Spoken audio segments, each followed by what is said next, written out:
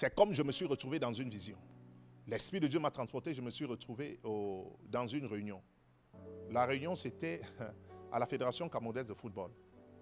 C'était le comité exécutif de la FECAFOOT. Je me suis retrouvé dans cette réunion comme ça. C'était très clair, comme nous sommes dans cette salle. Et vous savez qu'actuellement, il y a un souci par rapport à, comment on peut appeler ça, détournement de fonds, tout ça, par rapport au président de la Fédération camerounaise de football. C'est sorti même déjà sur les réseaux. Mais j'ai dit ce matin, je me suis retrouvé à l'intérieur. Réunion. Et le comité était en train de le défendre.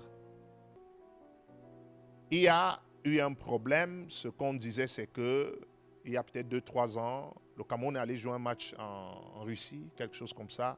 Les Russes ont donné peut-être 500 000 €, 600 000.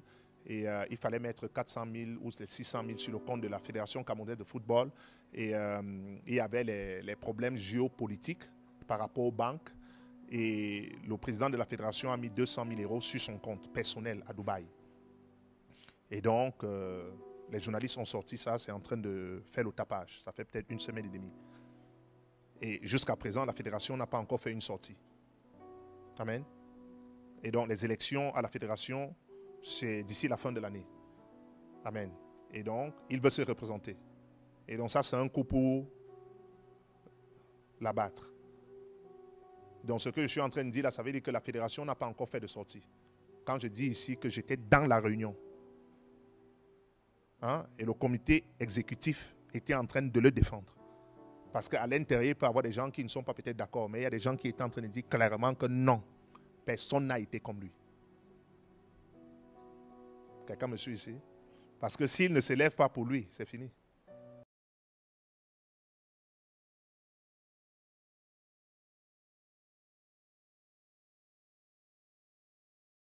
Depuis plusieurs jours, et comme il est devenu de coutume, la Fédération camerounaise de football est la cabale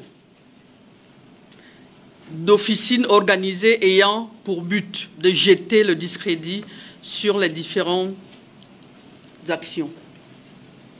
La diffamation, la calomnie et les insultes à l'endroit des membres du comité exécutif et particulièrement sur le président Samuel Eto'o sont devenus le menu quotidien. Céline Eko est fâchée, ses collègues du comité d'urgence ils ont exprimé leur ras-le-bol ce matin au cours d'un point de presse qu'ils ont donné au siège de la Fédération camerounaise de football à Yaoundé. Une sortie qui fait suite au dossier relatif au détournement des fonds alloués par la Fédération russe de football lors du match amical Russie-Cameroun du 12 octobre 2023. Le comité d'urgence dit halte à la cabale contre leurs champions. Des documents frauduleusement obtenus ou partagés par des anciens employés de la Fédération camerounaise de football en violation des clauses de leur contrat de travail font l'objet des débats d'analystes avec des affirmations graves et révélant du pénal pour certaines.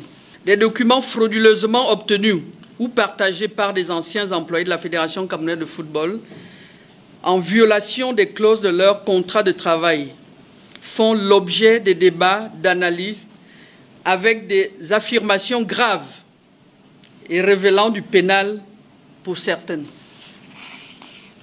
Il est temps que tout cela cesse. Il est temps que les responsables de cette cabale répondent de leurs actes devant les instances compétentes conformément aux lois de la République. Tout contrevenant à cette mise en garde à en croire, la première vice-présidente de la FECAFOOT s'exposera aux poursuites judiciaires. Aucune passion ne saurait expliquer des attaques visant à salir l'honorabilité des personnes, le recours à l'insulte et à la calomnie.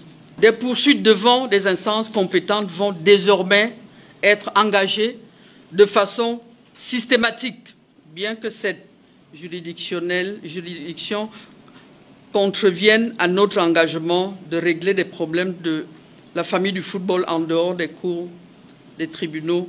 Nous y sommes contraints. Une préoccupation demeure cependant. La déclaration du comité d'urgence de la FECAFOOT de ce jour suffira-t-elle de dissimuler les fortes soupçons de détournement qui pèsent sur le président Samuel Eto'o?